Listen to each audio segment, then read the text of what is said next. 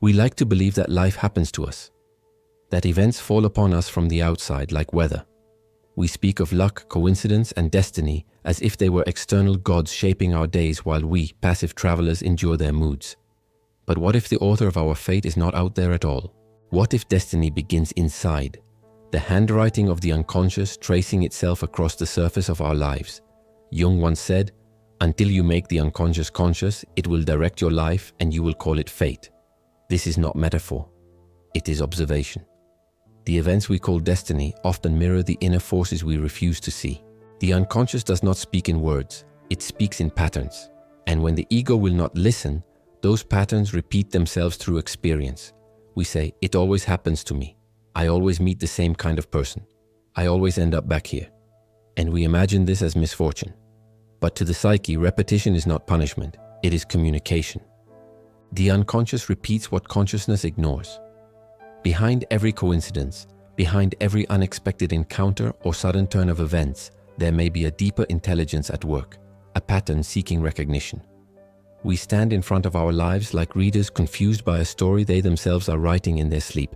The unconscious is the invisible author. It writes through impulse, through attraction, through accident.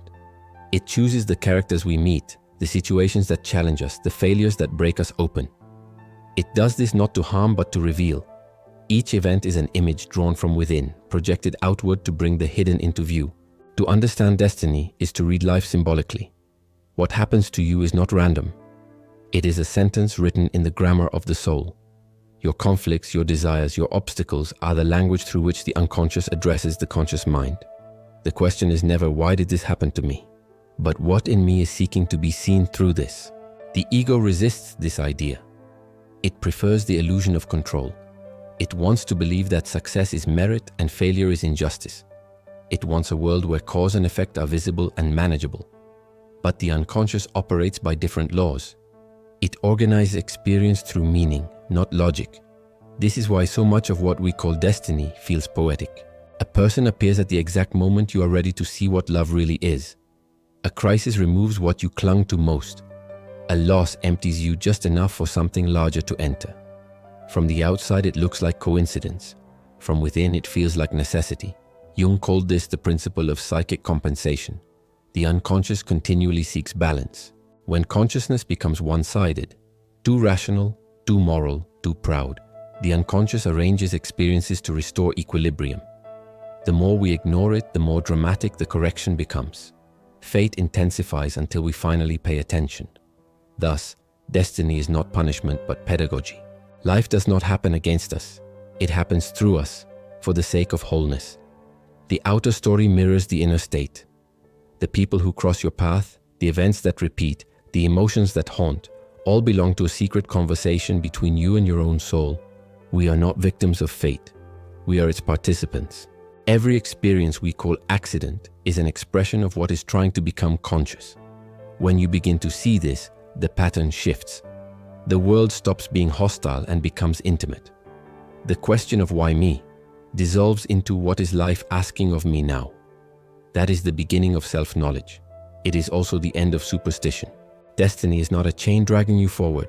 It is a mirror leading you inward. The author has always been you, just not the you think you are. The unconscious does not speak our language. It does not reason, argue, or persuade. It arranges. It directs. It works through events, symbols, and the mysterious choreography of coincidence. It is less a voice than a director setting the stage, choosing scenes, and guiding the characters toward a truth that the conscious mind refuses to see. Jung often compared the human being to a small island of awareness floating in a vast sea of unconscious forces. The ego, he said, is like the surface of that island, narrow, fragile, and easily deceived into believing it controls the tides. But the sea has its own logic, its own intelligence. The waves of the unconscious do not destroy, they shape. They erode what is false so that what is essential can emerge. You can see this in your own life. The job that collapsed, the relationship that ended, the illness that interrupted your plans. Each felt like chaos, yet each contained a design that only revealed itself later. What looked like random destruction often becomes the precise circumstance that forces awareness to grow. The unconscious, acting as hidden director, uses failure the way a teacher uses silence to make the student listen. When consciousness becomes too narrow, the unconscious intervenes. If you cling to reason, life confronts you with something irrational. If you deny emotion, you are drawn to people who overflow with it. If you live only in your mind, the body begins to speak through symptom. Every imbalance in the psyche seeks compensation, and the unconscious organizes experience to restore it. This is why, Jung said, neurosis is often the soul's attempt to heal itself. What we call disorder may be the psyche's effort to realign its energies. The unconscious is not an enemy. It is the part of life that remembers what the ego forgets.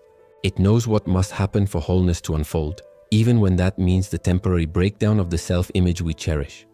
Think of the unconscious as a director who sees the entire script while the actor knows only their lines. From the actor's perspective, the plot feels unpredictable, sometimes cruel. But to the director, every scene, even the painful ones, is necessary for the story's integrity. The problem arises when the actor resists direction, when the ego refuses to cooperate with the deeper movement of the psyche. Then the unconscious must act with greater force. The ignored insight becomes an accident.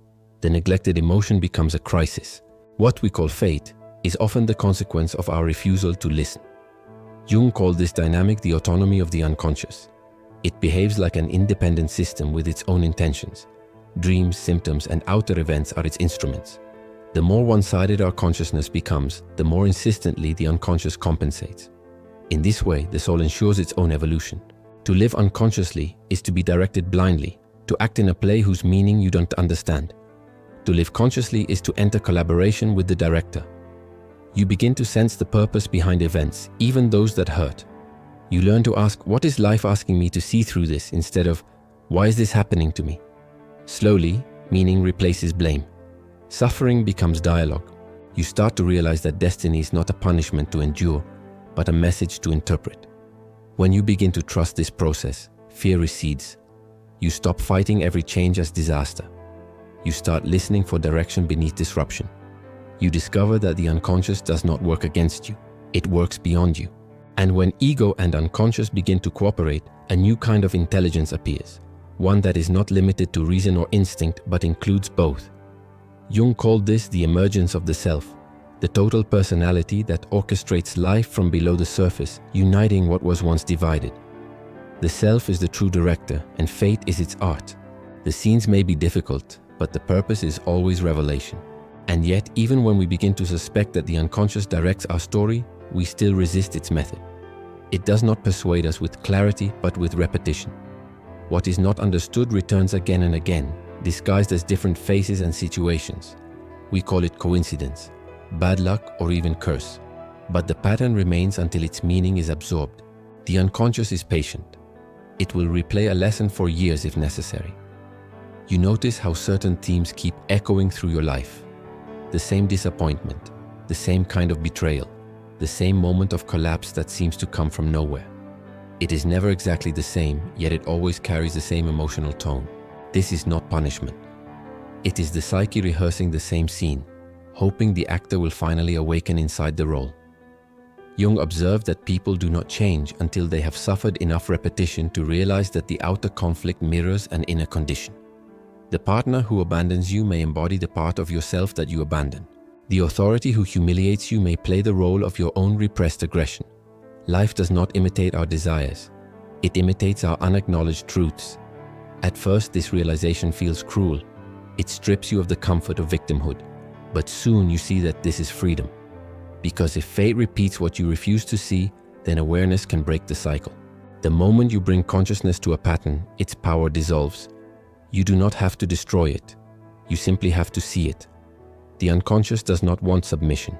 It wants dialogue. It creates outer repetition because inner listening has failed. When you begin to listen inwardly, the outer world quiets. You stop needing the same lessons to return in louder forms. That is why some lives seem haunted by catastrophe while others flow toward coherence, not because of fortune, but because of attention. Destiny softens when it is understood. The unconscious becomes a guide instead of a saboteur.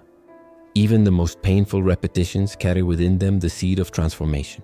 Jung called this the compulsion to repeat, not as pathology but as a natural attempt of the psyche to complete what was left unfinished. Every recurring circumstance is an unfinished conversation between your ego and your soul, Until the message is received, the messenger will keep appearing in new clothes. Look carefully at the people and situations that circle back into your life. They are not coincidences. They are constellations of meaning. The universe arranges them as mirrors. Each time you react the same way, the mirror reflects the same image. When you respond differently, when awareness replaces reaction, the image changes and the pattern ends. That is how fate becomes freedom, not by escaping the pattern, but by seeing through it. Because the moment you understand what the unconscious was trying to reveal, repetition is no longer necessary. The lesson transforms into memory, and life moves forward to the next chapter of awareness. In that shift, something profound occurs. You start to recognize the language of the unconscious everywhere. Dreams, coincidences, sudden impulses, all begin to feel like part of one conversation. What once seemed random begins to reveal order, a hidden logic of necessity. And from here, another question emerges. If the unconscious communicates through patterns, could it also communicate through symbols? Through those strange coincidences that seem to align inner and outer worlds at the same instant, as if meaning itself had entered time? That is where we begin to approach Jung's most mysterious idea, synchronicity. The invisible meeting point between mind and matter, where destiny stops being abstract and becomes visible. And as you begin to sense this pattern, you start noticing another subtler movement, the kind that seems to erase the line between inside and outside. A thought crosses your mind and the phone rings. The person you were thinking of appears. You dream of water and wake to rain. You wonder about a new path, and a chance encounter opens a door you didn't know was there. These moments feel charged, as though some invisible thread connects your inner life with the outer world. Jung called this phenomenon synchronicity, a meaningful coincidence where events are not linked by cause but by meaning. The unconscious, he believed, is not confined to the personal mind. It extends into the fabric of the world, shaping circumstances the way it shapes dreams. Synchronicity is the language of destiny when words fail. It is how the invisible director speaks to you once you start listening. To the rational mind, coincidence is random, but to the symbolic mind, it is revelation. The psyche is not separate from the cosmos. It participates in it. The same intelligence that arranges the pattern of a dream arranges the pattern of an encounter. What we call chance is simply the point where two currents of meaning intersect, your inner need and the world airs readiness to mirror it. When the ego loosens its control, these moments multiply. You begin to notice how the world seems to respond to the movements of your own consciousness as though existence itself were aware. Jung saw this not as magic, but as evidence that psyche and matter are two sides of one reality. Destiny, then, is not imposed from above. It unfolds from within, through a web of symbolic connection that binds everything to everything else. The question changes from what is happening to me to what is being revealed through this. Synchronicity does not answer, it invites. It does not explain, it awakens. When you live with awareness, life becomes a dialogue of symbols. Events, people, dreams, and even accidents participate in a conversation too subtle for logic but too precise to be dismissed. The unconscious, once feared as chaos, reveals itself as order of another kind, an order that cares not for prediction but for meaning. To meet destiny in this way is to stop fighting coincidence and begin collaborating with it. You start to live as if the world were alive, as if each circumstance carried a message from the same intelligence that moves within you, and slowly, the boundary between self and fate dissolves. You are no longer being moved by life, you are moving with it. The unconscious is not gentle when ignored. It speaks first in whispers, anxiety, a faint dissatisfaction, the quiet sense that something in life is off balance. When the whisper is dismissed, it speaks louder, through loss, through conflict, through failure. Eventually it shouts, and we call that shouting fate. What we experience as suffering is often the unconscious forcing the ego to grow. Pain is its way of demanding participation in our own evolution. Jung understood this with startling clarity. When the conscious attitude becomes too rigid, too narrow, too certain, the unconscious introduces crisis as a corrective act. What collapses is not life itself, but the false structure through which we were living it. The ego calls this tragedy. The soul calls it necessity. Every resistance to change carries within it the seed of its own undoing. We cling to comfort, to identity, to predictability. But the psyche does not care for comfort. It seeks wholeness. When the old pattern can no longer contain the energy of growth, the unconscious intervenes. The things we lose are often the very things we outgrew but refuse to release. Destiny, then, is not cruelty.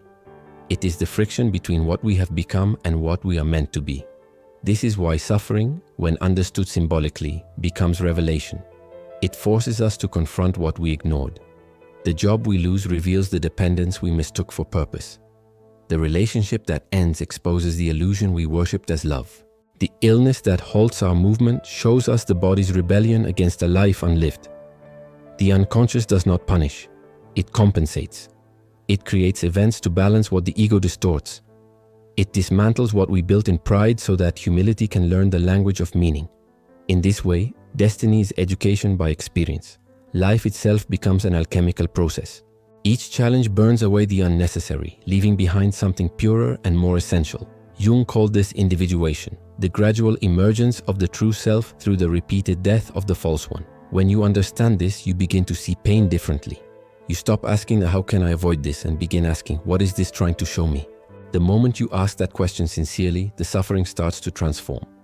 It no longer feels like an enemy, but like a teacher disguised as loss. The unconscious has only one aim: to make us conscious. Everything it does, every collapse, every delay, every repetition, serves that end. Fate, in this sense, is not external. It is the internal drive toward integration, translated into the language of circumstance. And the more willingly we listen, the less violently life has to speak. There comes a point when resistance exhausts itself. You stop fighting what happens. You stop calling it unfair. The pattern that once felt like punishment begins to reveal its design. You start to see the intelligence behind the movement of your own life. It is not that pain disappears, it simply changes meaning. Something inside you begins to align with what once opposed you. You recognize that the unconscious was never trying to destroy you. It was trying to restore you. It needed to break through the noise of your plans, your ideals, your control, so that something deeper could take the lead. The moment you stop demanding that life obey your idea of it, you feel an unexpected quiet. The tension that used to define you dissolves into trust. Jung said that the unconscious is not beneath us but around us, like the atmosphere in which we live. When the ego ceases to fight it, when we finally accept that what is happening is not against us but for us, we begin to participate in our own unfolding. Destiny turns from a sequence of accidents into a field of meaning. To integrate fate is to see life symbolically, to recognize that every event carries a message about the inner world. A disappointment is not only a setback, it is a reminder of misplaced attachment. A coincidence is not only random, it is the unconscious reminding you of connection. Every circumstance becomes a mirror. At this stage, consciousness matures. You start to feel that you are not merely in the world, but that the world is also in you. The division between outer and inner begins to blur. The director and the actor merge. The script is still being written, but now you are aware of the hand holding the pen. This integration does not mean passivity. It means participation without control. You still act, but your actions no longer come from fear or compulsion. They come from listening. You live as if life itself were speaking through you, and in a way it is. Jung called this living from the self, a mode of being where the conscious mind and the unconscious work together in dialogue rather than conflict. When that cooperation begins, chance transforms into coherence. What used to feel like chaos becomes rhythm. What used to be resistance becomes guidance. You begin to sense a silent order behind the unfolding of events, a pattern too vast for prediction but too precise to be denied. You start to trust your own timing. You realize that the same force that shaped your suffering is the force that shaped your healing. The accidents that humbled you were the architecture of awareness. Every detour was necessary. This is what it means to integrate fate, to no longer divide life into what should and should not be. Everything belongs. The past no longer needs correction. The future no longer demands anxiety. You stand where you are and say, this too is part of it. And in that acceptance, a quiet form of freedom appears.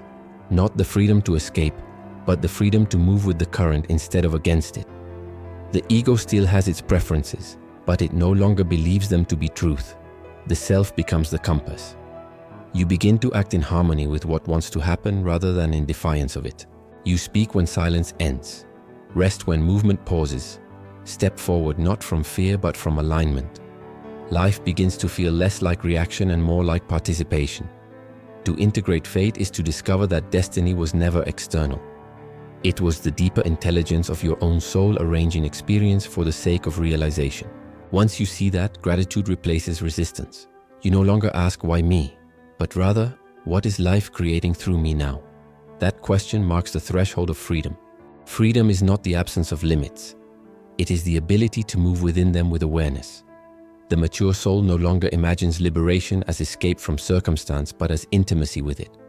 What was once called fate now feels like form, the necessary structure through which the essence of life can express itself.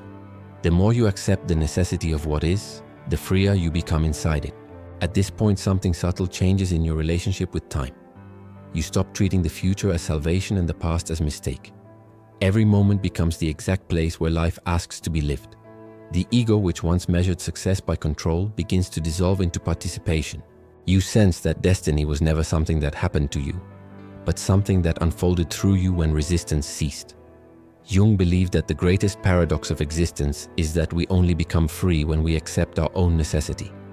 He called it the coincidence of opposites, the place where will and destiny, choice and compulsion finally meet.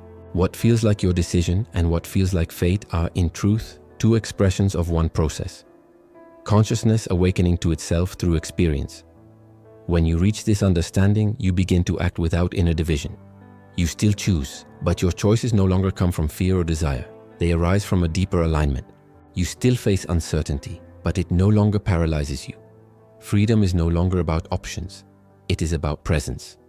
You can see it in small moments. You stop blaming the traffic for being late. You listen to what the delay offers. You stop calling an unexpected ending failure. You see it as a transition written by something wiser than your plans. You begin to live in conversation with what happens instead of opposition to it. This is not resignation. It is realization. To live freely within necessity is to recognize that the same intelligence that breathes the stars also breathes you. The pattern that moves galaxies moves your thoughts, your relationships, your evolution.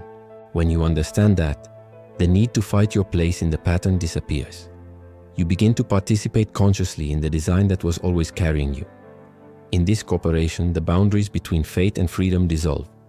What you used to call destiny becomes the expression of your deepest nature, and what you used to call choice becomes the conscious gesture of that same nature. The two are one movement seen from different perspectives, the unconscious acting and the self-awakening to that action. You can feel it as stillness behind every decision, a calm awareness that watches even as it moves. You know that no path could have been otherwise, and yet each step remains fully alive. Life ceases to be a test and becomes an unfolding conversation between what is known and what is unknown. This is the freedom Jung hinted at when he wrote that the goal of the soul is not to escape the world but to reconcile with it.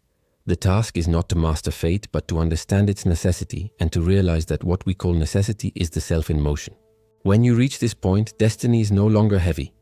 It moves through you like breath. You are not the puppet of the unconscious anymore, nor its victim. You are its witness, its collaborator, its expression. The play continues, but now you know the script was never separate from your own handwriting. If you have walked this far, you already know that what you call destiny was never a force outside of you. It was the deeper intelligence of your own being, shaping events to wake you. Every coincidence, every loss, every repetition was the unconscious speaking in the only language you would hear: experience. We spend so much of life waiting for the universe to explain itself, when all along it has been speaking through the rhythm of our days. The people who arrived and left, the plans that broke, the desires that refused to die, they were not accidents.